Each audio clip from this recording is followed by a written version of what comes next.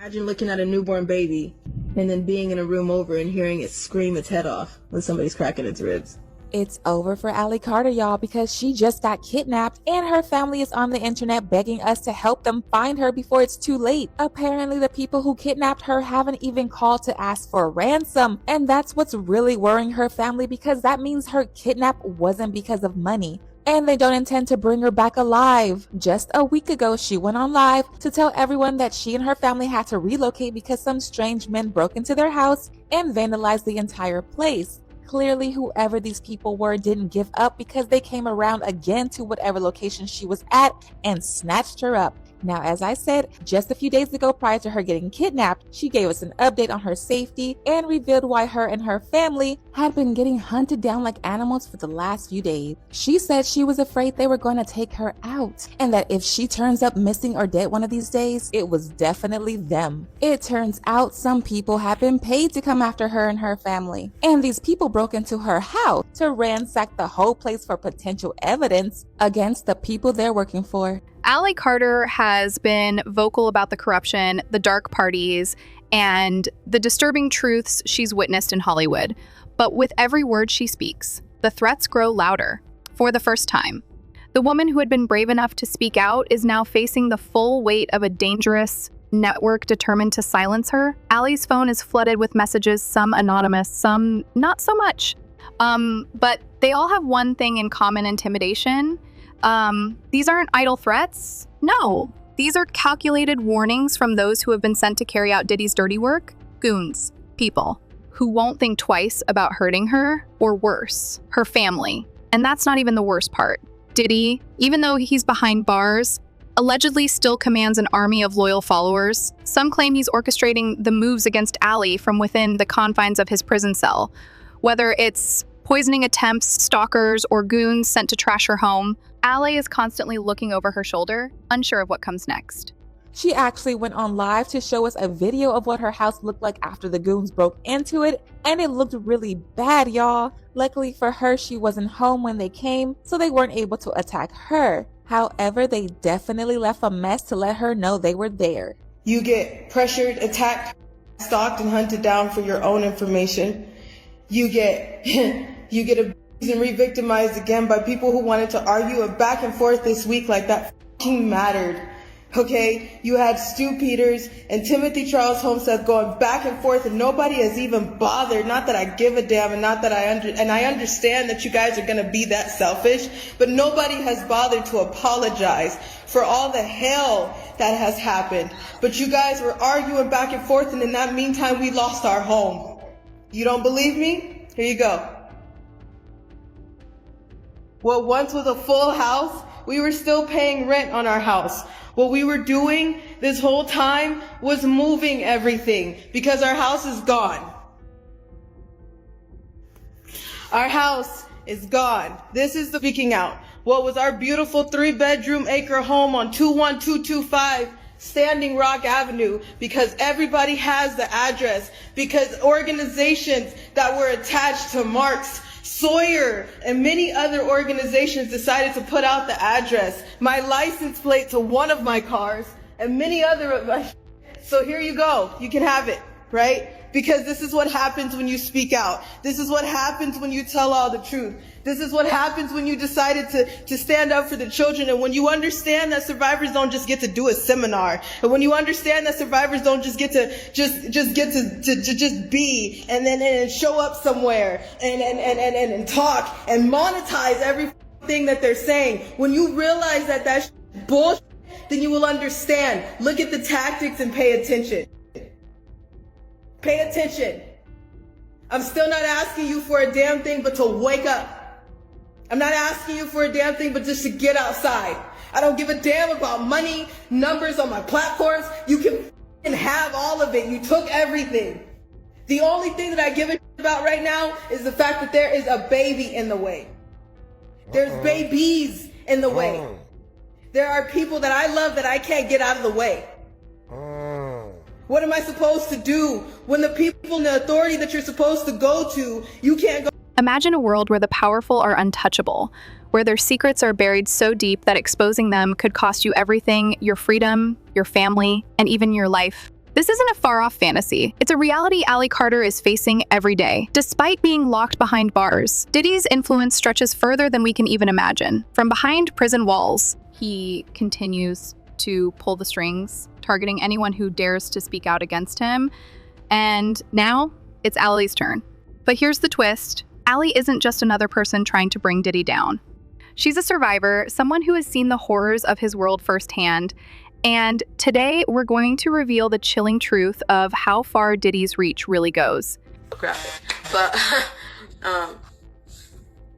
right now, I think a lot of people are not ready for someone to tell you that there are 3-4-year-olds that people take pride in sticking bars of children.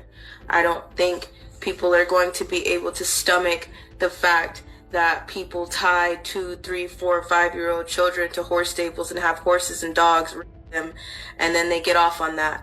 I don't think people are going to be able to stomach the fact that people hang children upside down in satanic ritual abuse meetings, and they literally hang them.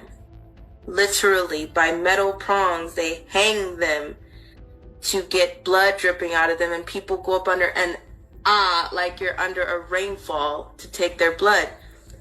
There are situations that I don't think people are ready for. We're not touching the seriousness of trafficking. Like, the videos that I've made, the videos that I've started to make, this is not even touching.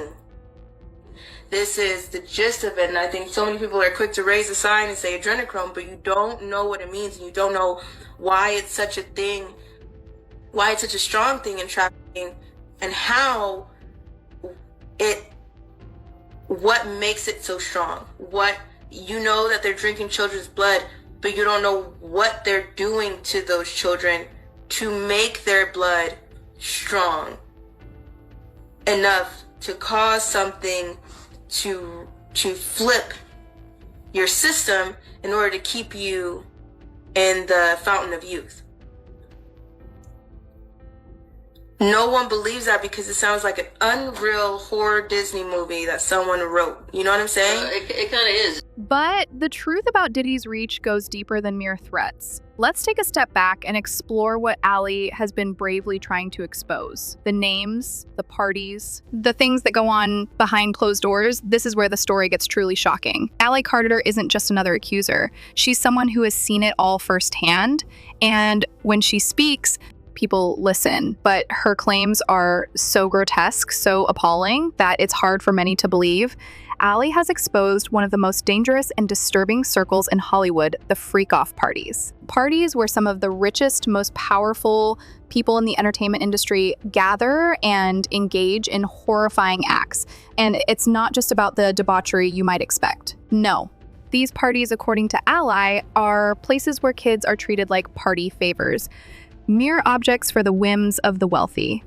Names like Birdman, Young Jock, and even Diddy himself are allegedly involved in these parties, but the one that stands out the most, Denzel Washington. Yes, you heard that right, allegedly. Denzel was at one of these infamous events after 1 a.m., and according to Ally, he was seen in a shocking state, half naked, wearing just a beanie, socks, and a gold chain. The question everyone is asking, how deep does this go? And what was Denzel Washington really doing at these parties? Watching an episode called Pig Night. When I went, they tried to feed us, and I remember it because when Pig you Night. have to do Say what? orders, jobs like that, you don't eat. You're not allowed to eat. You actually have to starve yourself, because when you have to do those type of jobs, you can't eat because you will throw up. Really? If you are doing, or if you are a guy doing it, you will shit everywhere.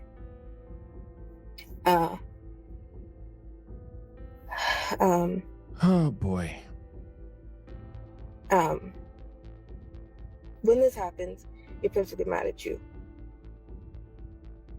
Really mad at you. And if that is a fetish for someone, they use that to their advantage. So if you throw up on someone, you will have to eat it. If you someone, you will have to. So why would someone like Allie risk everything to expose such horrific truths? And how has she managed to stay strong in the face of these attacks? Allie Carter is not a victim, she's a survivor. She's been through the worst of what the world has to offer, and yet she's still standing. She hasn't asked for money, for fame, or for recognition. All she's asked for is justice and to protect those who are still suffering. But what's even more heartbreaking is how much of the world refuses to believe her. People like Allie often face disbelief and backlash, simply because their stories are too extreme, too difficult to comprehend. But as more victims come forward, it's becoming clearer Allie isn't alone. She's one of many survivors who have been trapped in the dark world of elite exploitation. And now it's her time to tell her story, no matter the cost. Tupac, you won't be able to hide from the public if I do. Okay? Anybody that was in my biological family as surrogates, they know damn well what I'm talking about. All of y'all know what I'm talking about. And if something happens to this woman right here, that's the only person that I will ever consider. She is my mother. I know nothing else. So somebody touch my mama, it won't be a Sandra Bland situation. You guys will be seeing us on t-shirts. And I'm down with that because we know where we're going. But if insurance releases insurance, you release everything. And I mean everything. If a song comes on, I'm cleaning out my closet. Everybody knows what that means. So I want to tell you now, I know a lot of shit that I should not know. I haven't even got to the facilities. I haven't even got to things where things are buried. Why do I know cases that were in San Bernardino in 2005 when I was a child? I know a lot of shit that I haven't put off yet because every time I do, you guys see what kind of hell that we get. So like I said, Tupac, you know what I'm talking about, and you won't even be able to hide from your own. While this may sound like a movie, it's not fiction. This is what Allie experienced. But as you can imagine, exposing this kind of truth comes with dire consequences. And Diddy, he wasn't about to let Allie get away with it. Even behind bars, Diddy's reach seems unbreakable. Allie has faced relentless attacks, both physically and mentally. First, it was the threats. But then it escalated. Allie claims that Diddy and his powerful network tried to poison her, and when that failed, they sent goons after her, but Allie wasn't in her house at the time. So they left a chilling message destroying everything in her home as a reminder that they would be back. It's a calculated attempt to break her spirit, to make her feel unsafe, to remind her that there's nowhere she can hide, but the story doesn't end with physical attacks. Allie has also been targeted emotionally. People close to her, people who once believed in her, have started to doubt her. Some accuse her of seeking attention, of being in this for fame or money. But those who truly know Allie understand that she's not in this for herself. She's fighting for the children, for the people who have been silenced and forgotten. And she's not stopping until the world knows the truth. Taken to these houses, really nice houses. Before we were told to go to a room, we were in the living room, and I was sitting with Akon, and my friend was sitting with his friend, who was from Dubai. They still didn't do a test or do a sample that they could do. So his friend fisted my friend. He beat her. She fought him, and it made things worse. You're not allowed to help. You're not allowed to, you're not allowed to flinch. You're not allowed to get angry. So I didn't help her. And I'm really sorry. And she got hurt. She bled a lot, and she got really sick. And I didn't get to see her anymore after that. So I didn't cry. I didn't get mad with Akon. I didn't get mad at all. I wasn't yelling. I wasn't asking him to let me go. I didn't get mad at him. I did what he said. It wasn't bad. It just wasn't brutal. It wasn't bad. It wasn't hurt me. Now, you might be wondering, how does someone end up in these twisted, unimaginable situations? Well, according to Ally, it's not as random as you think. This is not just a case of people showing up and getting caught in the wrong place at the wrong time. These kids, these innocent children, were forced into this nightmare. One of the most disturbing things Ally Carter has revealed is the involvement of children in these so-called freak-off parties. And we're not talking about older teens, they were much younger. In her testimony, Ally describes seeing children used as body cakes, a term that will haunt anyone who hears it. Imagine children being placed on tables, their bodies covered in food for wealthy guests to eat off. And if you think that's bad, think again. Ally went further, exposing the extent to which these children were exploited. Some were allegedly placed on a wheel of fortune where partygoers could spin and pick the child they wanted to spend the night with. But the horror didn't stop there. According to Ally, these children were subjected to horrific satanic rituals and unimaginable physical abuse, all recorded for the entertainment of the elite. But that's not even the worst part. These kids were allegedly stolen from their families, sometimes through manipulation, sometimes through sheer force. Many came from countries in Africa and Mexico, and their journey to the US was nothing short of a nightmare. They were crammed into dark, windowless trucks, locked inside with no food, no water, no chance to escape, and if one of them became ill, it didn't matter.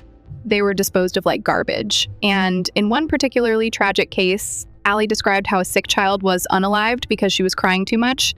There was no compassion, no humanity, just an inhumane, systematic trafficking ring that cared for nothing but its own pleasure. A lot. Mainly from big kitties. Here, kitty, kitty, kitty. Here, kitty, kitty, kitty. And you know what? Kill me. You've already tried. This won't be the first. Damn sure won't be the last. I just hope people see through it this time. We'll see. While this may sound like a movie, it's not fiction. This is what Ally experienced. But as you can imagine, exposing this kind of truth comes with dire consequences. And Diddy, he wasn't about to let Ally get away with it. Even behind bars, Diddy's reach seems unbreakable. Ally has faced relentless attacks, both physically and mentally. First, it was the threats. But then it escalated. Ally claims that Diddy and his powerful network tried to poison her, and when that failed, they sent goons after her, but Ally wasn't in her house at the time. So they left a chilling message destroying. So why would someone like Ally risk everything to expose such horrific truths? And how has she managed to stay strong in the face of these attacks? Ally Carter is not a victim, she's a survivor. She's been through the worst of what the world has to offer, and yet she's still standing. She hasn't asked for money, for fame, or for recognition. All she's asked for is justice and to protect those who are still suffering. But what's even more heartbreaking is how much of the world refuses to believe her. People like Ally often face disbelief and backlash, simply because their stories are too extreme, too difficult to comprehend. But as more victims come forward, it's becoming clearer Ally isn't alone. She's one of many survivors who have been trapped in the dark world of elite exploitation. And now it's her time to tell her story, no matter the cost.